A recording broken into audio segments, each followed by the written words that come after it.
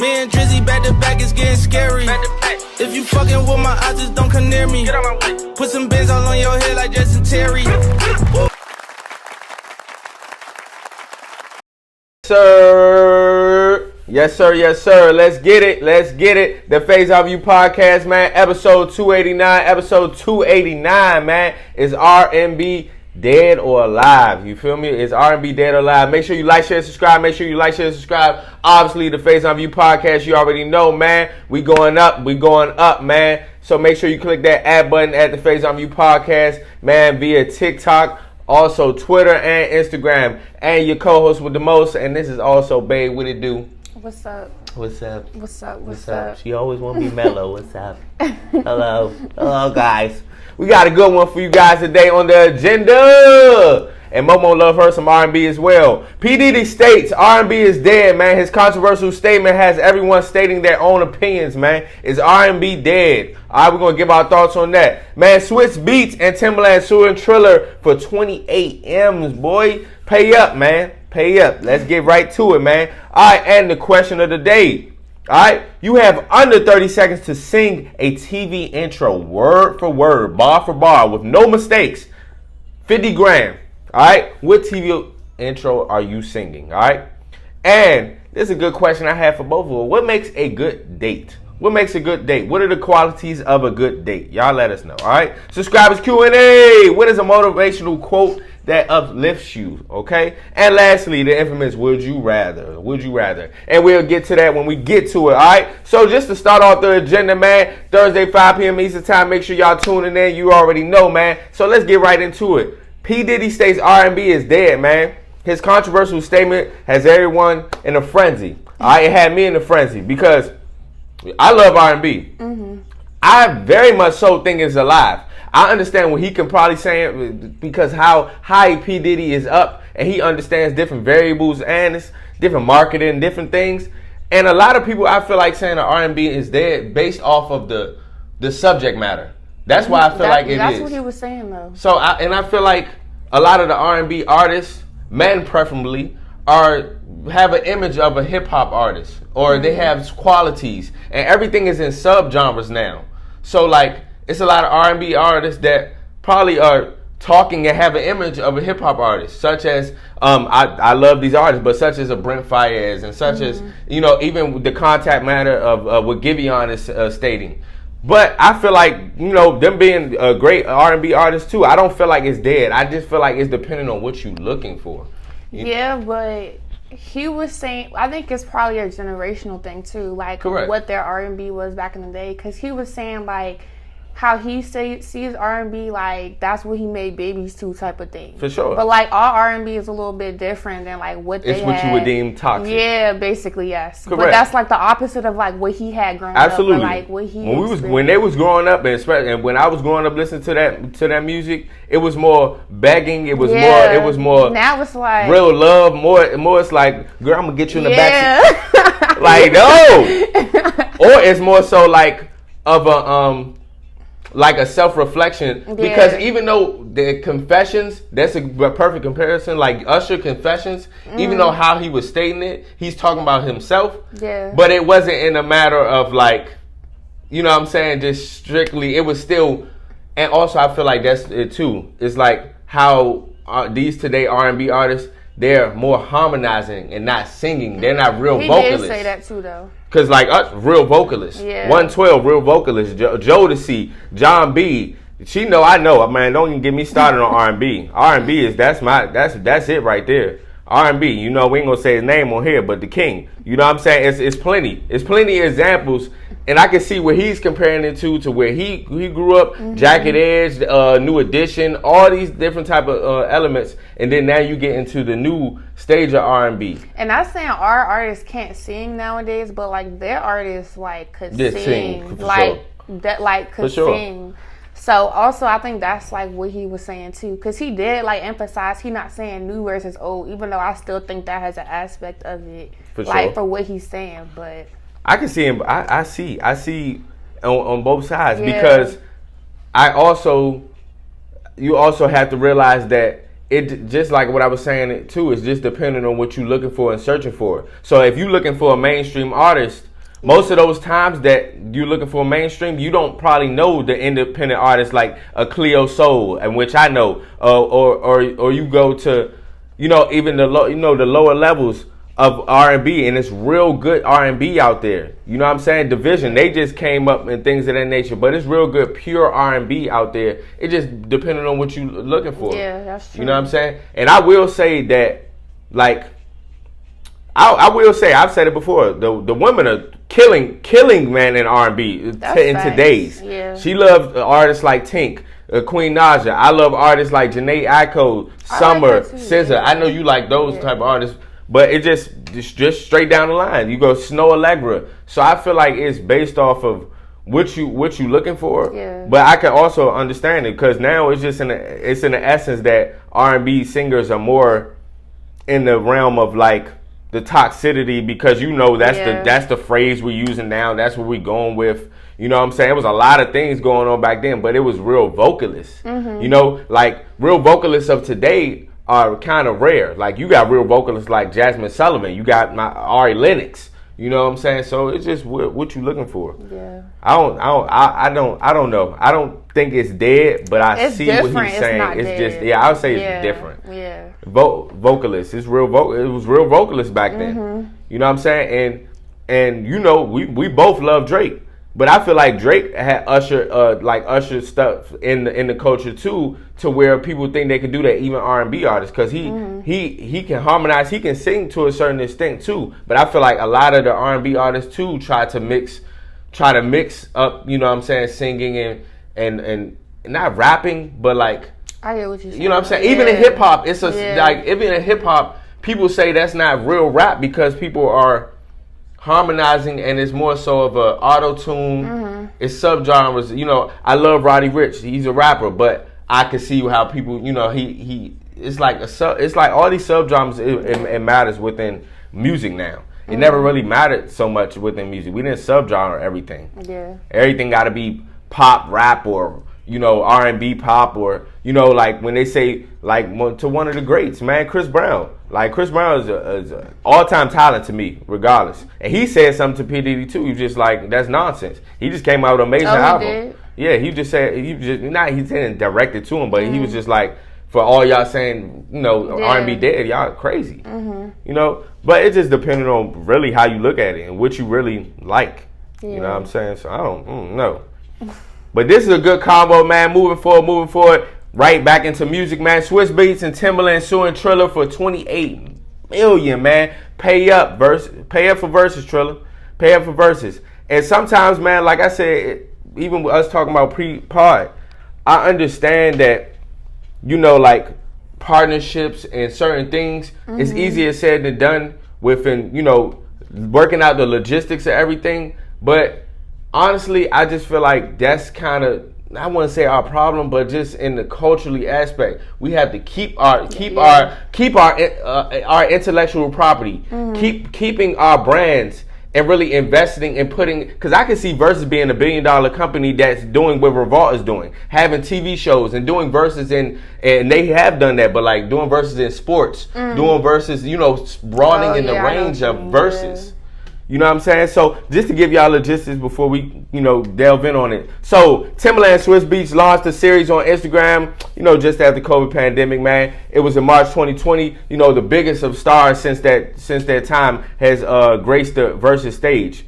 But Triller in March 2021 announced it was acquiring Verzuz for a disclosed sum in a deal that made Timberland and Swizz Beatz shareholders in its parent in this company Triller Network. So mind you, they received $50 million, Timberland and Swizz Beatz, from Triller, but you got to understand certain things. It says cash, and it also says cash, and basically what's the word like an investment, like stock, cash and stock into that $50 million. So it's not just straight $50 million. People don't understand that.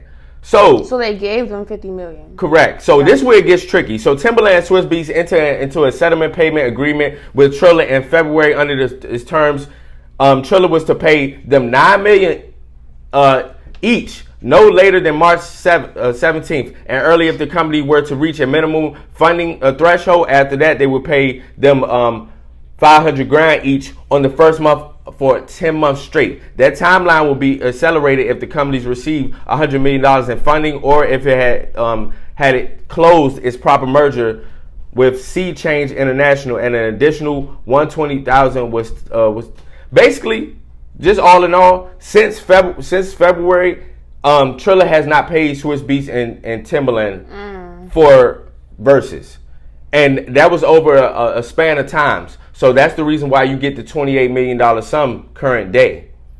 So just all in all, man, like. So does Triller own Verzuz now? So Triller owns Verzuz now. Why would they not have a contract saying if they don't pay up in a certain amount of time, then they can't have it? No, but honestly, that's what's going on right now. Yeah. So it was to a certain point where they didn't pay what they were supposed to pay. Talking about Triller, but where I'm confused at, and like I said, it's easier said than done, is that Triller has a history of not paying the black creators. Oh, I know that. They have a history of not paying the black creators. So and also, that don't make sense to me. And also, it's like they're like a so-called new version Vine, but they really haven't been excelling how TikTok is, because that's their competition. At first, when TikTok and Triller came out, they came out one and the same. Yeah. And all of these companies and entities are starting to try to get into music and things of that nature.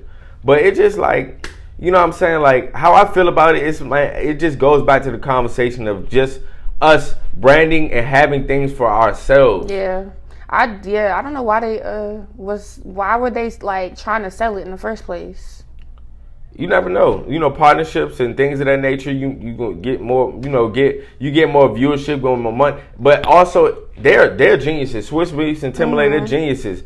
I'm not saying they did anything wrong doing, but it just goes back to protecting your own brand, understanding the value of your brand, protecting your IP. You know what I'm saying? Just it goes in so many realms, and not just them. You see it all the time. You know what I'm saying? You see it all the time with black creators and black businesses. Because if you ask me, Verzuz is a $1 billion company. Y'all had Snoop Dogg, DMX. Y'all have had Gucci, Jeezy. Y'all have had Alicia Keys, John. Like, the list goes on. These are mega stars, and you have to pay them. Oh yeah. Sure. You know they get paid to get on that stage. Yeah. You know what I'm saying? And guess what? Viewership. You gotta pay me for viewership. All these things, including. So it just like, I just feel like it could have been handled differently, but that's easier said than done. You know what I'm saying? I'm not sitting there trying to say what I would do in their shoes, but it's just like, dang, I just get tired of hearing stuff like this. You know what I'm saying? With artists, with contracts. Yeah, that's crazy, because that's a lot of money. Like, that's crazy. My God, like, yeah, they got pay up. They got pay up $28 million. I really hope they get all that money from them and step away from them. And really, I hope they build their own empire. That's how I see it. You know what I'm saying? Like, shoot, because they really can do so much. When I be thinking about Verzuz, like, they can do so much in the entertainment realm, and just branching out, like I said, into sports or into other things. You know what I'm saying? And which they were already doing.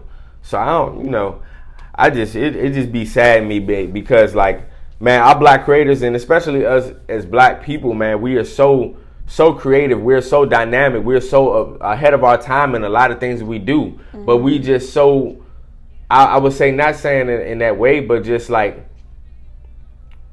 and most times, if I'm being honest, like when you, and I, like I said, I can't speak for it, because if I see a $50 million check, I don't know, because you can have it. But I that's easier said than done. But also, it's just like, I just get tired of hearing these stories where it backfires, or where, they're not getting paid correctly. Yeah. You know what I'm saying? We see artists all the time who we may think is up, when that may not be the case. Feel me? So we'll see this through. We'll see how this goes, man. Hopefully they get paid for all of what they've done for Verzuz. All right.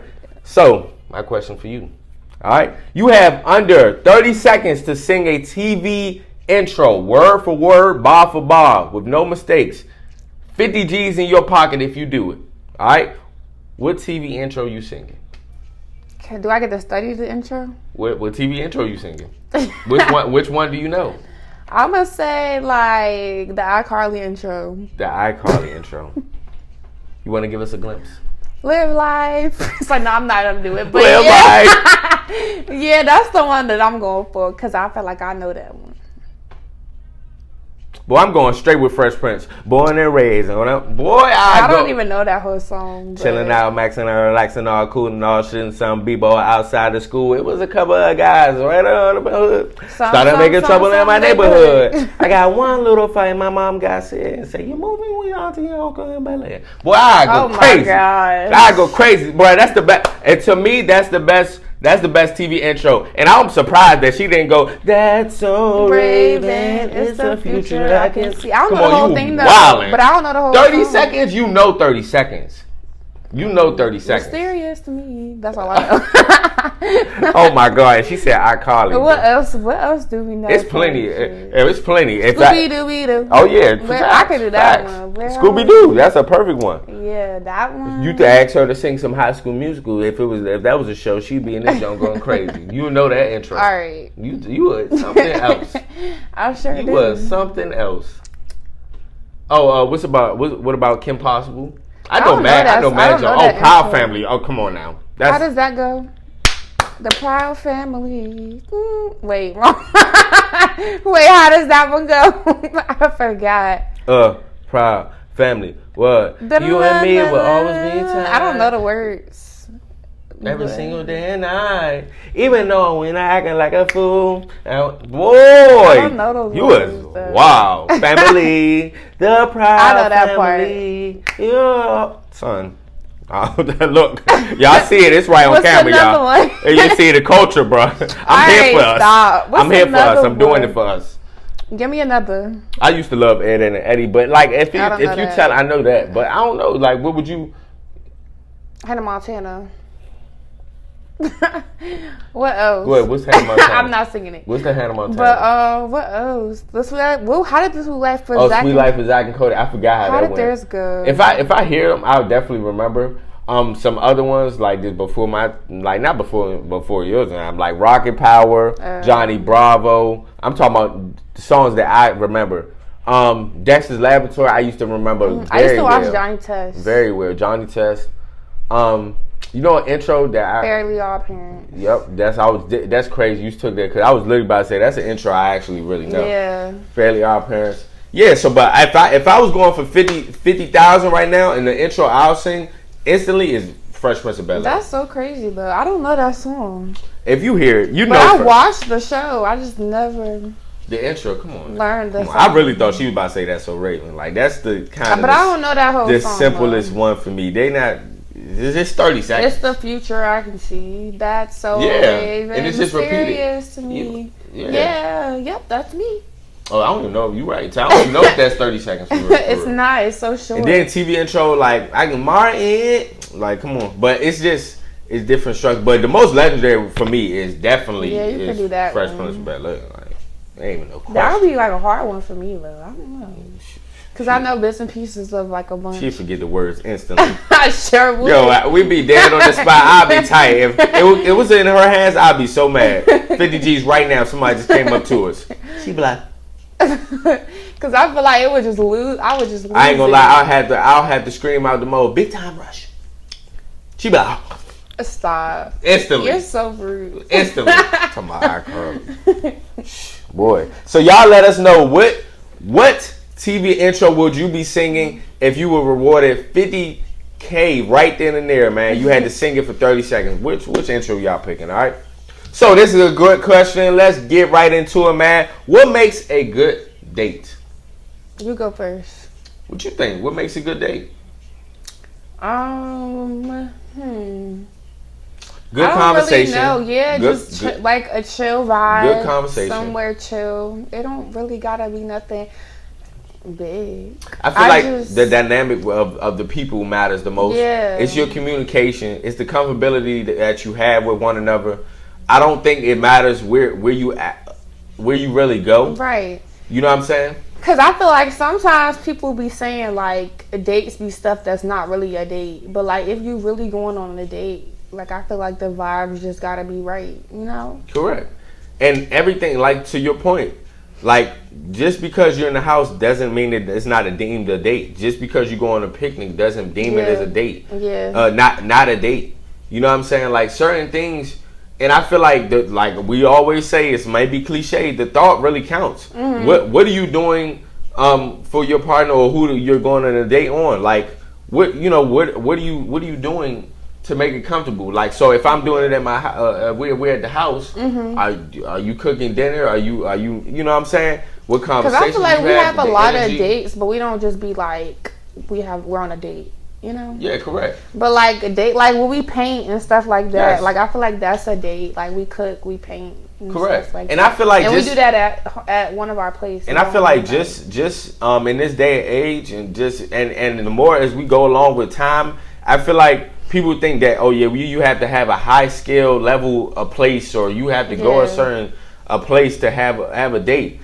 You know what I'm saying? I'm gonna just be real with you. You, in a lot of senses, you just wasting your money if you don't have a connection or energy with that person, or if you can't communicate with that person. You know what I'm saying? If you just out on a date and just, or where you eating and stuff like that. And me and her, we think of different things to do. You know, whether it be a museum, whether we going zip lining, or doing something just different. Yeah. You gotta step outside the box, and it's skydiving. Right. Just because you not, formally probably sitting down with each other too, doesn't mean it's not a date as well. Yeah. You know what I'm saying? Just because you go to a restaurant don't mean it's a date. I feel like a date is just spending time with each other doing something that y'all both enjoy. Yeah, for sure. You know. And I feel like most important, you have to enjoy the person that you're going on a date with. Yeah. You know what I'm saying? Like, it's been plenty of situations where people have just gone on dates just to get a meal, and that's kind of where the world is right now.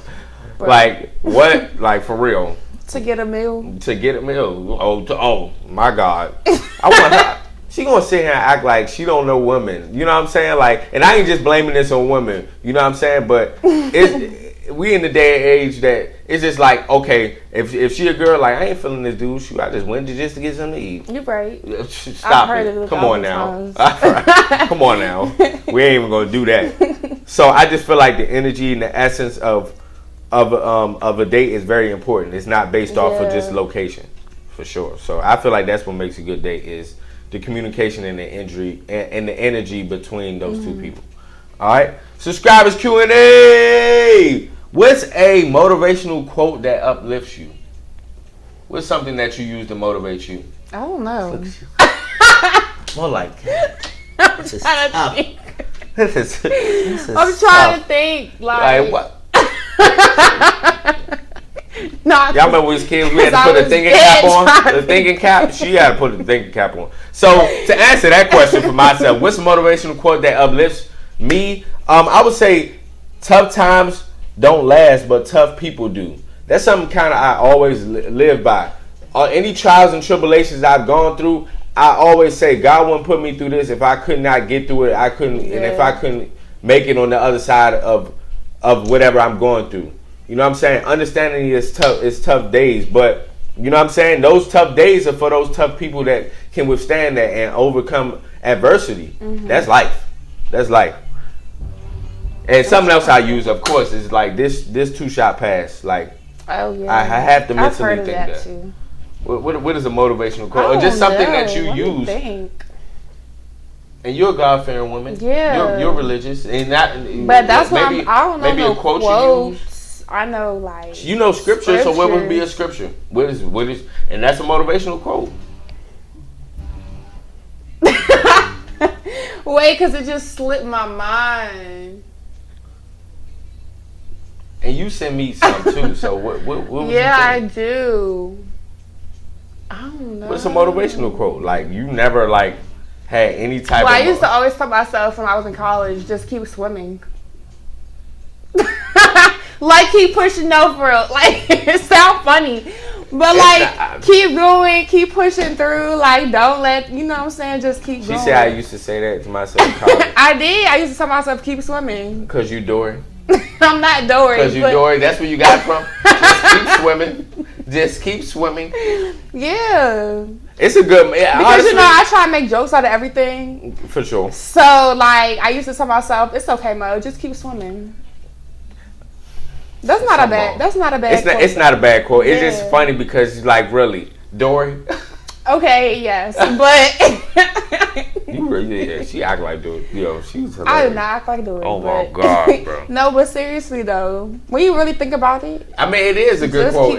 Just keep going. Like, no matter what, just keep going. Keep going. Don't look back. It's similar to my quote. It's just funny that you said it because who said it? But yes, y'all let us know what y'all motivational quote is. Mine is definitely tough times don't last, tough people do. You know what I'm saying? I like that one. Yeah, tough people don't let. But you know, you more into like those quotes and stuff. Yeah, because I mean, honestly, it's not. Everybody thinks it's probably easy to self motivate. It's not easy to self motivate. That's true. But that's why you have to have certain things like this to make you. You know what I'm saying? Keep yourself grounded. Keep yourself going. Mm-hmm. So. Lastly, you already know the infamous would you rather. Would you rather live in a cabin house or a beach house? Cabin house. Beach house, me. I'd rather live in a nice cabin house. Have you ever stayed in a cabin? Beach house. Yes, I have. Cabins are nice. And guess what? Well, the one I stayed at. Thank you. Have you ever been to Yogi Bear Resort? No. Oh, well, we stayed in a cabin and it was like nice.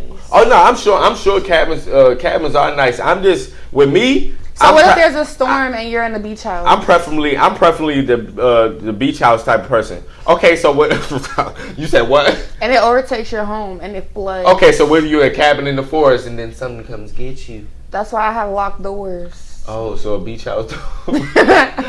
Yeah, but a beach house, the water can flood it. Yeah, you're right. You're right. Many things can definitely. An earthquake. Can honestly. Yeah. Earthquake's not a good example. Okay, a tsunami is caused by an earthquake. It's a lot of things in beach house, but I prefer beach house. I'm more of the summer going type of, and I like beach house. The essence. I like a beach.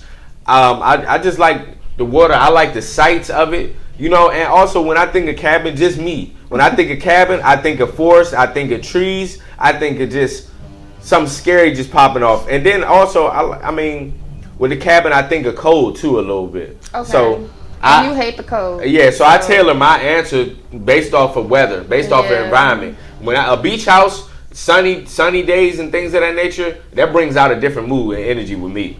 You know what I'm saying? If it's a sunny day, you know what I'm saying? Beach house all the way for me. But it's saying live in. That means you're going to be there forever. Well, if I'm living there, I still choose a beach house. I'm still choosing a beach house for sure. Because in my essence, how I be looking at these type of questions, especially cabin house, beach house, it's like, would you rather live in Vermont or would you rather live in Miami? Vermont. It's like, no, I'm just kidding. Right. So then that's where you get cabin house. You know what I'm saying? Though it's just different areas, locations. Yeah. I shoot. Put me in the heat. When you put it like that, then I would. But I don't know. I'm still saying a cabin. Beach house, boy. You about to have a tango on, boy. Ooh. You already know. Mo over here looking at me regardless of anything. You can be dressing for summer regardless of being in a cabin house or it's in a beach house. Yep. I dress in summer all year round. And it's weird. Look, you got a long sleeve on. It's hot outside. it's steaming outside, bro. I don't really dress for weather. Yeah, I just dress for my mood for the day, I guess. Yeah, you really do. Yeah. Mm-hmm. You really do. So y'all let us know, would you rather live in a cabin house or a beach house, man? This concludes another amazing episode of the Faison View podcast, man. Make sure you tune in there every Thursday, 5 p.m. Like, share, and subscribe, man. Much love, guys. We'll see you guys next week. You already know. 1.